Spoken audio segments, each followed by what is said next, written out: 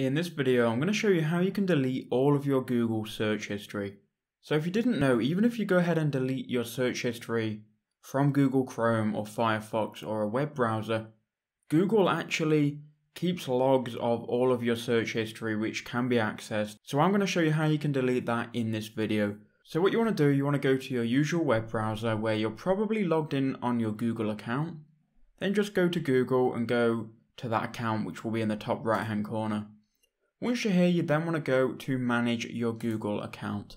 Now the chances are you browse Google on one main account, so we'll now be on that account. So after we get here, we want to go to data and personalization. So go ahead and go to there. And here under activity controls, you'll see web and app activity. So go ahead and click on that.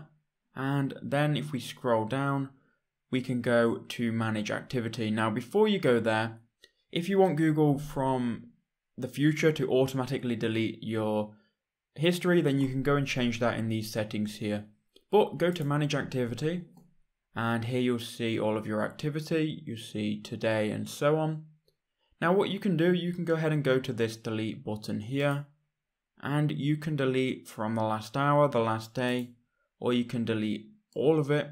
Or if you just want to set up a custom range, you can do that, and you can do between two different dates. And once you've got them dates in, you can go ahead and click next and simply delete all of your history on your Google account. I'm not going to go ahead and delete mine, but I thought I'd show you how you can do that for the video. If it helped you out, please do leave a like and comment down below.